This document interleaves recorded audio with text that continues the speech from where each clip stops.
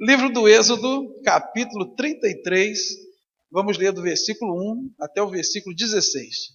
Diz a palavra do Senhor: Disse o Senhor a Moisés: Vai, sobe daqui, tu e o povo que tiraste da terra do Egito, para a terra a respeito da qual jurei a Abraão, a Isaque e a Jacó, dizendo: A tua descendência a darei. Enviarei o anjo adiante de ti, lançarei fora os cananeus, os amorreus, os heteus, os ferezeus, os heveus e os jebuseus.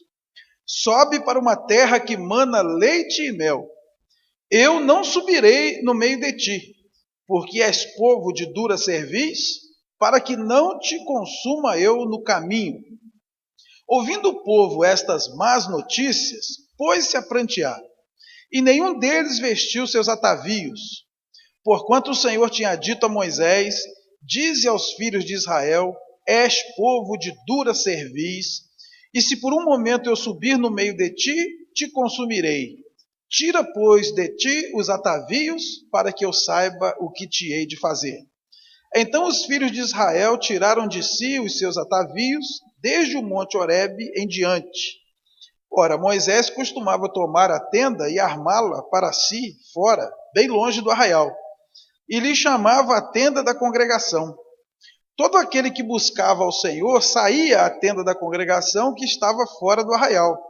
Quando Moisés saía para a tenda, fora, todo o povo se erguia, cada um em pé à porta da sua tenda, e olhavam pelas costas até entrar ele na tenda.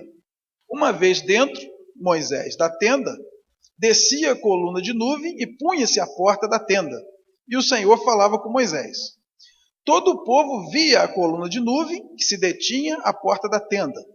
Todo o povo se levantava e cada um, à porta de sua tenda, adorava ao Senhor. Falava o Senhor a Moisés face a face, como qualquer fala a seu amigo. Então voltava Moisés para o arraial, porém o moço Josué, seu servidor, filho de Num, não se apartava da tenda. Disse Moisés ao Senhor: Tu me dizes: faze subir este povo, porém não me deste saber a quem hás de enviar comigo. Contudo disseste: conheço-te pelo teu nome, também achaste graça aos meus olhos. Agora, pois, se achei graça aos teus olhos, rogo-te que me faças saber neste momento o teu caminho, para que eu te conheça e ache graça aos teus olhos. E considera que esta nação é teu povo. Respondeu-lhe: a minha presença irá contigo e eu te darei descanso. Então lhe disse Moisés: se a tua presença não vai comigo, não nos faça subir deste lugar. Pois como se há de saber que achamos graça aos teus olhos, eu e o teu povo? Não é porventura em andares conosco, de maneira que somos separados, eu e o teu povo, de todos os povos da terra? Feche os olhos, querido, vamos orar a Deus. Nosso Deus e nosso Pai, como é bom estar na tua presença, como é bom estar na tua casa, como é bom estar com nossos irmãos, como é bom poder abrir a tua palavra e ter a expectativa de que o Senhor vai falar conosco. Nós queremos dizer, Paizinho querido, que nós precisamos da tua palavra. Nós não somos nada sem ela. A nossa fé vem pelo ouvir a tua palavra. É a tua palavra que nos refrigera, que nos renova, que nos limpa. A tua palavra é lâmpada para os nossos pés e luz para os nossos caminhos. Então, Senhor, que nesse momento haja um ambiente propício para que o Senhor possa falar com o teu povo. Prepara a nossa vida, tira de nós tudo que atrapalha, física, emocional e espiritualmente. E repreenda também desse lugar toda ação do inimigo, todo ruído contrário, toda manifestação que vem atrapalhar esse momento. E traz o nosso pensamento cativo aqui. Queremos olhar nos teus olhos, queremos contemplar a tua face, queremos ouvir a tua voz. Nós pedimos, por favor, em nome de Jesus, amém. Pode sentar, queridos.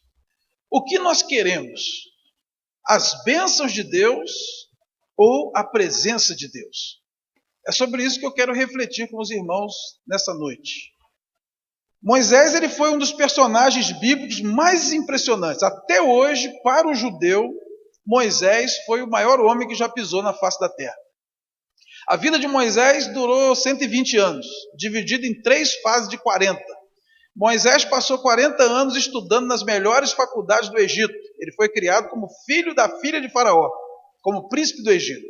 Depois ele passou 40 anos trabalhando com o seu sogro, no meio do deserto, no meio do nada. E finalmente Deus apareceu para ele na sarça ardente e ele passou os outros 40 anos como grande líder do povo na peregrinação pelo deserto e levou o povo até as portas de Canaã. Alguém já disse que Moisés passou os primeiros 40 anos tentando ser alguém, depois os outros 40 descobrindo que não era ninguém, e os últimos 40 descobrindo o que Deus pode fazer com um ninguém. Então a vida de Moisés enche a nossa vida de esperança, de que sempre há oportunidade para um começo, para um recomeço, e sempre é tempo de Deus trabalhar em nossa vida. Alguns personagens bíblicos receberam adjetivos assim singulares. Abraão foi chamado amigo de Deus.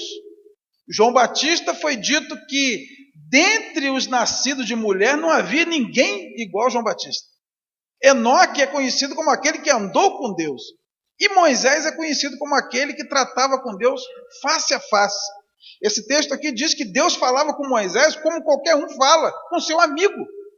E essa experiência de Moisés aqui, no texto que nós lemos, talvez seja uma das explicações para que isso acontecesse.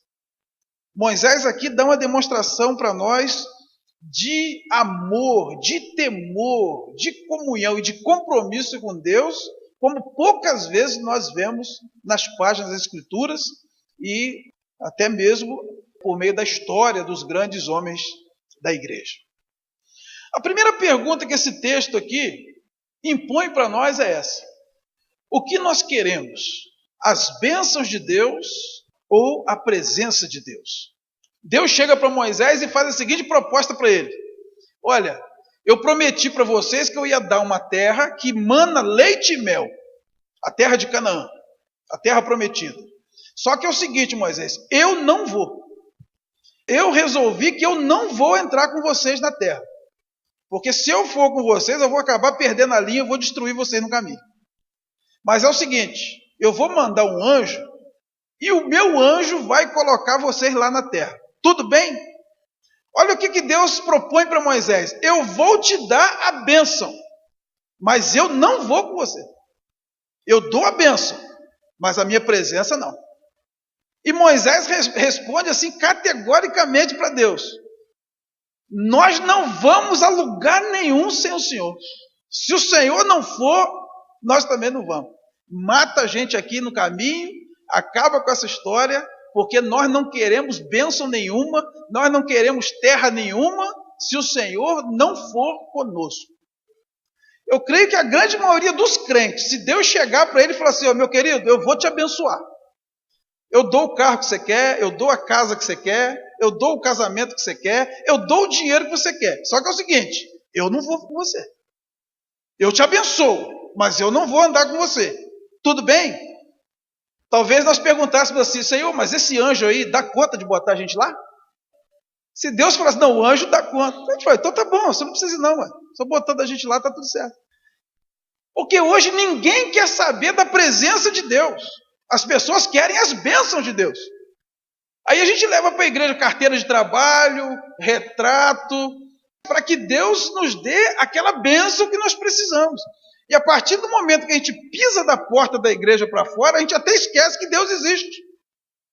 Pastor, eu vim hoje aqui buscar minha bênção. Dá vontade de esganar quando alguém fala isso para mim. Eu pensei que a gente viesse aqui para buscar a presença de Deus. E que a bênção viesse como consequência. Se Deus nos procurasse e nos fizesse a proposta de nos abençoar e não caminhar mais conosco, será que nós aceitaríamos essa proposta? Lá em João capítulo 6, nós temos Jesus falando sobre a multidão, algumas coisas interessantes. No versículo 2: seguia-o numerosa multidão. Por quê? Porque tinham visto os sinais que ele fazia na cura dos enfermos. As pessoas seguiam a Jesus não pela pessoa de Jesus, mas por causa dos milagres que ele fazia.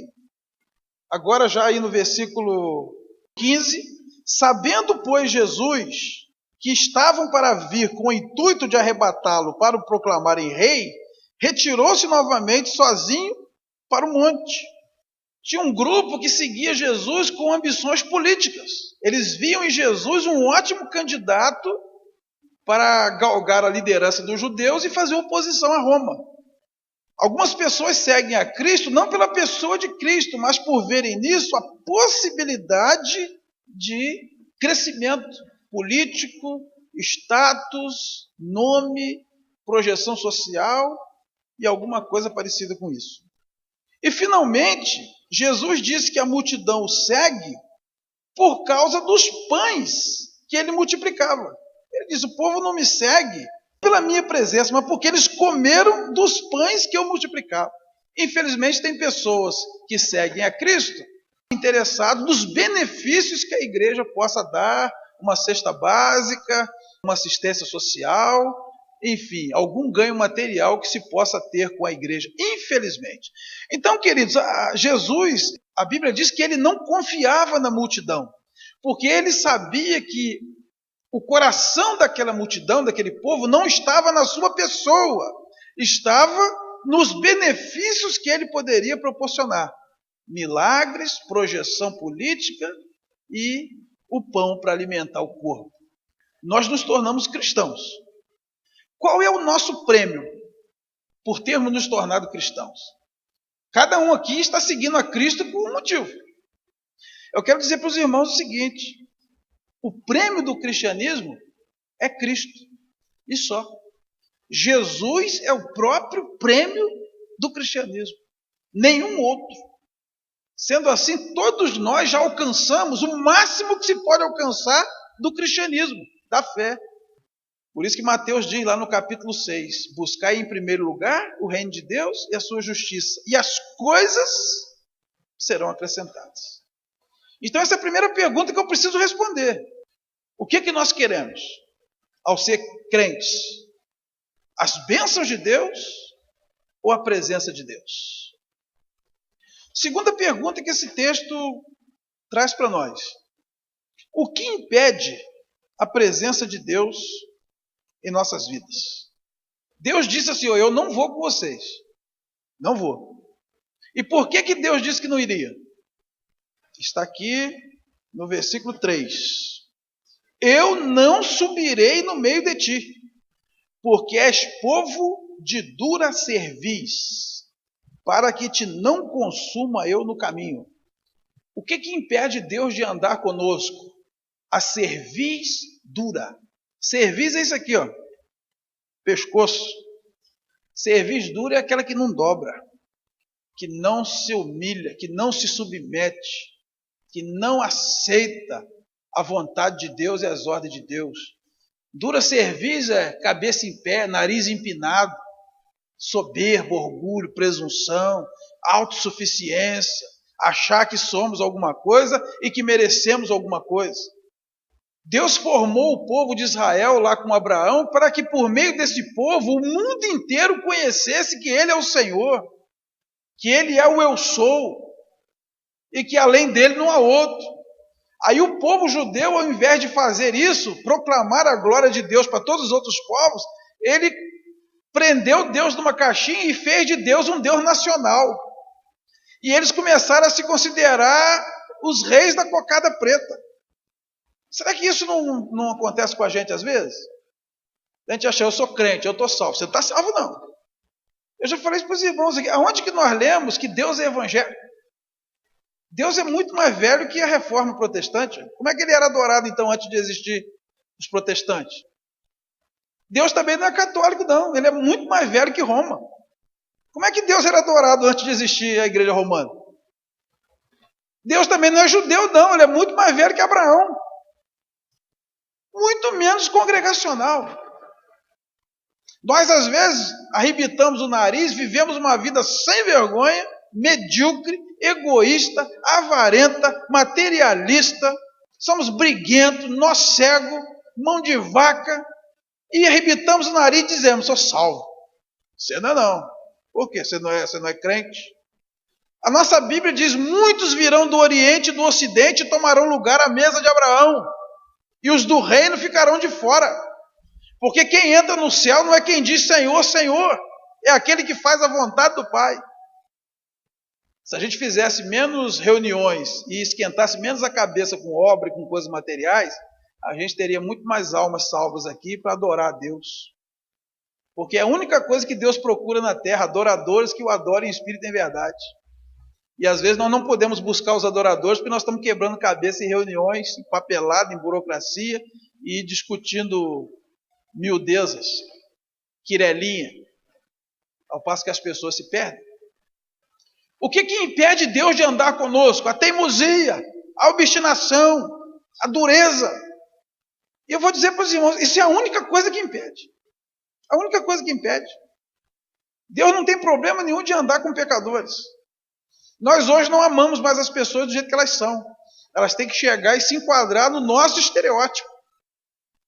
Os judeus queriam judaizar o mundo inteiro. E essa crise está ali no livro de Atos. Quando os gentios começaram a se converter, eles queriam que os gentios se circuncidassem, queriam que os gentios guardassem todas aquelas leis, aqueles rituais, aquelas festas, e deu uma assembleia ali em Atos 15 que pegou fogo.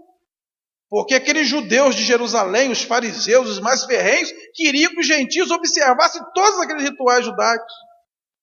E o outro grupo dizia, não, isso aí é da cultura. Os gentios, eles podem servir a Deus de outro jeito. E fizeram uma reunião, tiraram ali 4 coisinhas fundamentais, que seriam coisas que não teriam como ser ultrapassadas, recomendaram aos gentios, e ali a Bíblia diz, pareceu bem ao Espírito Santo e a nós que seja dessa forma. E mandaram uma carta e foram caminhar junto. Quando Paulo escreve aos Gálatas, ele diz, se vocês se deixarem circuncidar, não adiantou nada Cristo morrer por vocês. Vocês caíram da graça. Porque a salvação é Jesus e mais nada. Não é Jesus e mais circuncisão, não é Jesus e mais Maria, não é Jesus e mais dízimo, não é Jesus e mais beijar a mão do pastor, é Jesus e mais nada. Então nós às vezes achamos que nós somos caras. E esse orgulho, essa prepotência, essa soberba impede Deus de andar conosco. Aí a igreja vira um clube social, onde a gente se encontra aqui de vez em quando, bate um papo, desfila uma roupa, paga a nossa mensalidade e reclama quando a coisa não está indo do jeito que a gente quer. Isso não é de hoje.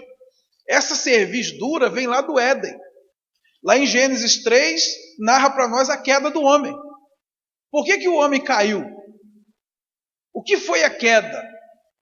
Muita gente especula, Adão comeu a maçã, a Bíblia não fala nada de maçã. Outros dizem, foi a relação sexual, não fala nada disso. A relação sexual já existia muito antes do pecado. Deus trouxe a mulher, ele disse crescer, multiplicar, encher a terra, antes do pecado. Os dois foram uma só carne, antes do pecado. Estavam nus e não se envergonhavam, antes do pecado. Qual foi o pecado? O pecado do homem foi dizer assim, eu não aceito mais o Senhor dizer para nós o que tem que fazer aqui. Esse foi o pecado. Foi aí que o Satanás conseguiu entrar na mente do homem e fez o homem se rebelar contra Deus. O inimigo buzinou no ouvido do ser humano até ele se rebelar contra Deus. Ele ficava o tempo todo, mas até quando vocês vão aceitar que alguém diga para vocês o que pode comer, o que não pode aqui? Até quando vocês vão permitir que alguém diga para vocês o que é o bem e o que é o mal? O que é o certo e o que é o errado? E até hoje é assim. Ninguém gosta de ser mandado. Ninguém gosta de cumprir ordem. Ninguém gosta de submeter. É por isso que na igreja, geralmente, as pessoas fazem primeiro e avisam o pastor depois. Não pede opinião antes. Porque vai que o pastor seja contra. A pessoa não vai querer se submeter. Geralmente, quando a gente fica sabendo, o negócio já aconteceu há muito tempo. É próprio nosso. Não querer dar satisfação. É por isso que a gente vive quebrando a cara. Dura cerviz. Isso impede Deus de andar conosco. Porque a Bíblia diz que perto está o Senhor daquele que tem um coração quebrantado. Coração compungido e humilde, não desprezarás, ó Deus. Humilhai-vos na presença do Senhor, e Ele, em tempo oportuno, vos exaltará. Aquele que se exalta será humilhado, o que se humilha será exaltado. Se nós tivermos cerviz dura, nós não vamos arrumar nada com Deus.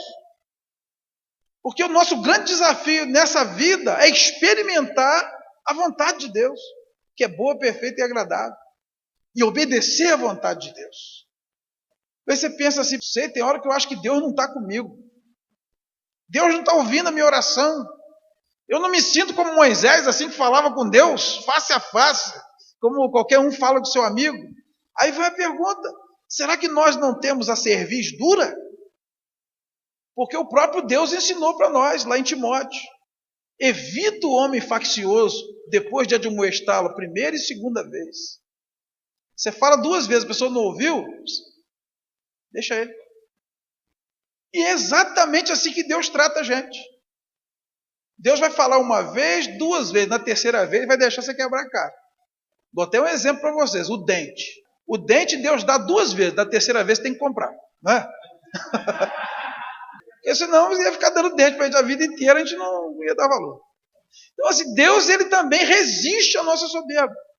A cerviz dura impede Deus de andar conosco. E isso compete a cada um de nós analisar. Eu fico muito feliz quando eu vejo alguém voltar atrás. Quando alguém fala assim, não, isso eu não vou fazer isso, mas depois pensa bem e volta atrás. Isso é prova que o camarada é homem. Ele é honesto, ele fala, pastor, eu erro, eu sou um ser humano. Mas quando eu erro, eu volto atrás. Eu me desculpo, eu reconsidero.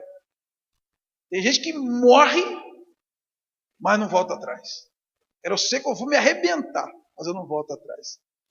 Tem muito crente que disputa vaga no trânsito, disputa lugar no trânsito, deixa o homem embora. Dá a vez. Está com pressa, deixa embora. Porque se a gente endurecer a cerviz, a gente vai perder a bênção. E Deus não vai querer andar mais conosco. E a terceira pergunta, para a gente encerrar, o que nos torna diferenciados de todos os outros povos da terra? O que torna o crente diferente de todos os demais povos da terra? É a pergunta que Moisés responde para nós aqui, no versículo 16. Pois como se há de saber que achamos graça aos teus olhos, eu e o teu povo?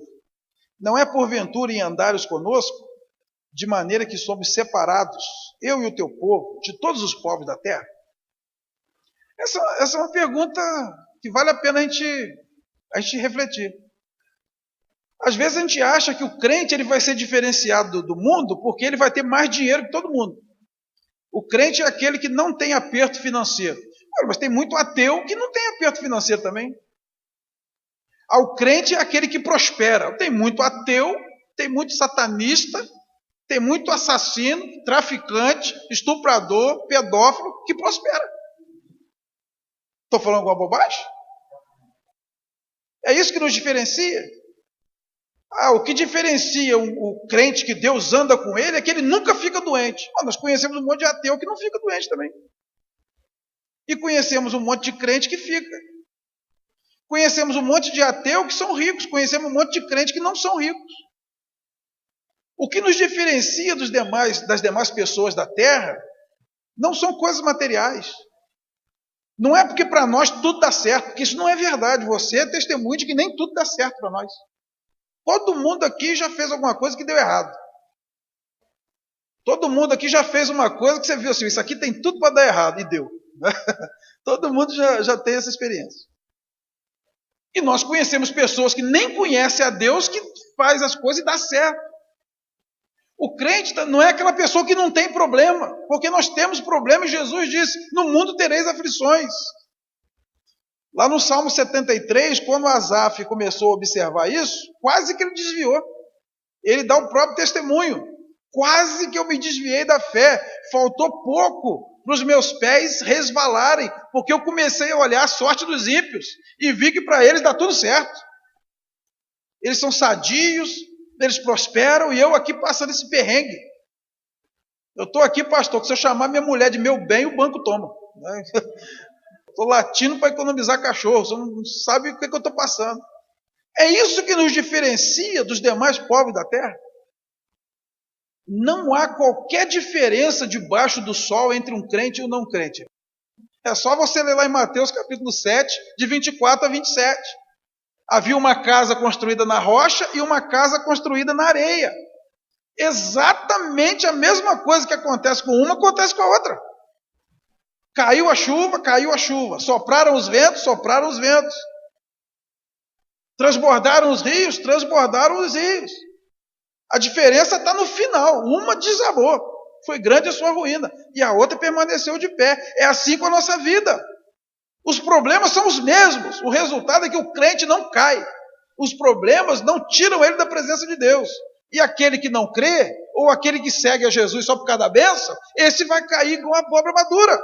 É por isso que Deus não quer que a gente viva esse tipo de cristianismo. Que a gente siga a Jesus pelas coisas que Ele pode dar, e não pela pessoa dele. Porque as coisas muitas vezes vão escassear. E em muitas ocasiões da nossa vida, a única coisa que nós teremos é Jesus. Ou seja, a melhor coisa que nós podemos ter. Eu ouvi há pouco tempo uma frase de um pastor, no retiro que a gente foi, e ele disse assim: nós só vamos saber o valor de Jesus para nós no dia em que Ele for a única coisa que nós tivermos. E essa é a mais pura verdade. E eu posso garantir para os irmãos, esse dia vai chegar. Haverá um dia em que a única coisa que nós teremos nessa vida é Jesus Cristo. Aí nós vamos saber o que Ele é para nós, porque Ele vai nos bastar.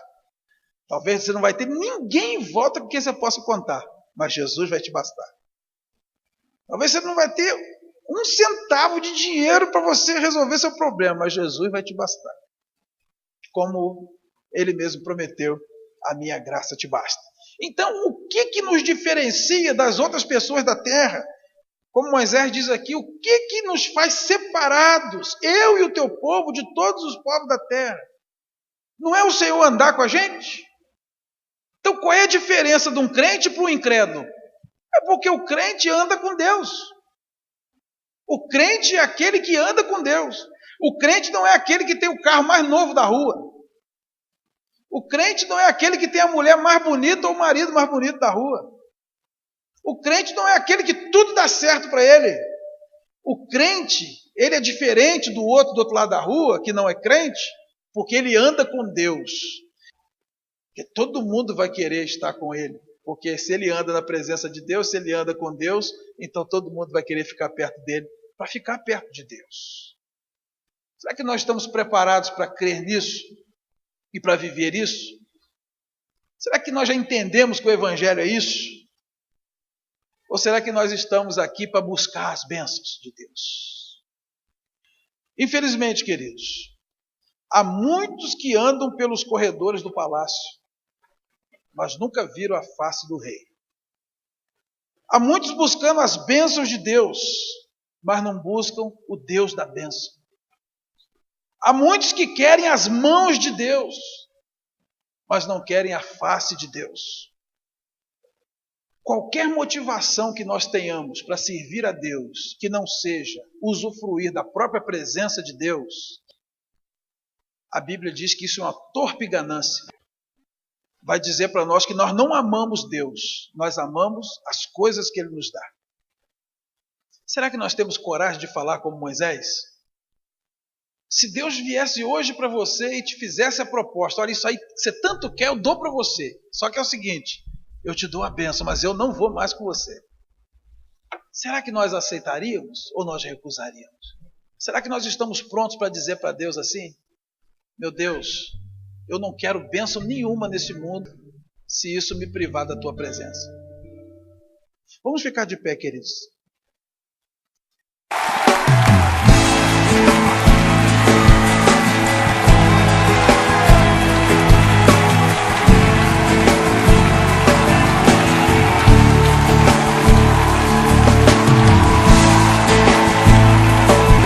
Eu sei que o Senhor não negará bem algum aos que andam corretamente. Eu te busco, Senhor, eu te busco com todo o meu coração. Com todo o meu coração. O que adianta ter as riquezas deste mundo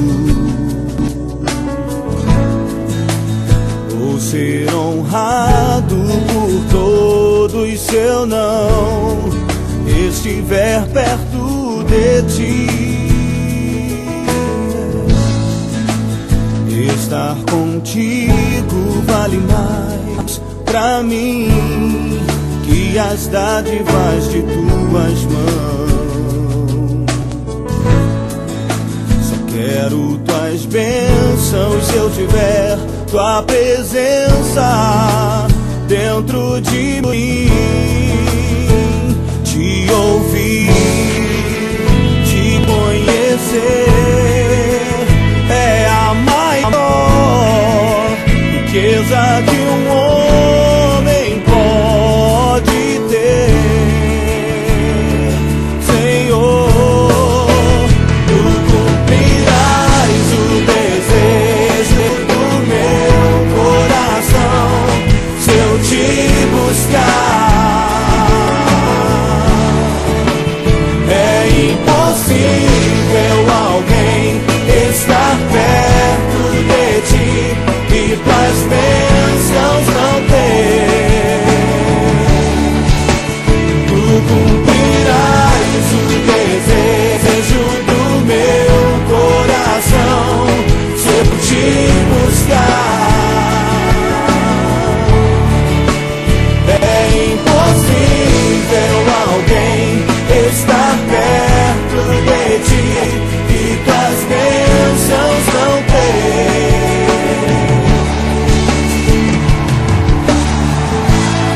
Tudo que eu quero está em ti, Jesus, meu amor maior.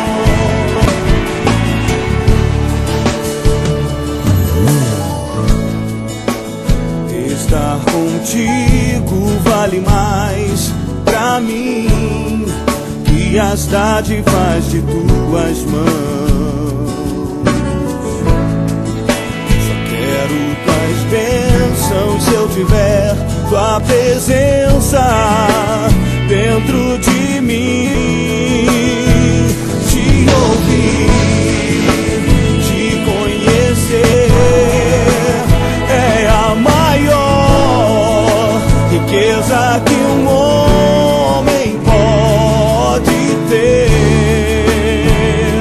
Senhor, tu cumprirás o desejo do meu coração se eu te buscar. É impossível alguém estar perto de ti e tuas bênçãos não ter. Eu sei, tu cumprirás o desejo do meu coração se eu te buscar. É impossível alguém estar perto de ti e tuas bênçãos não ter. Não busco só tuas mãos, nem o que podes me dar aqui. Tua glória quero tocar, teu rosto eu quero ver, Senhor.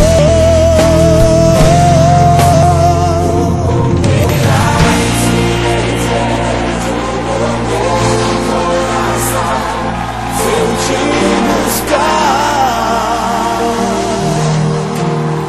é impossível alguém estar perto de ti e tuas bênçãos não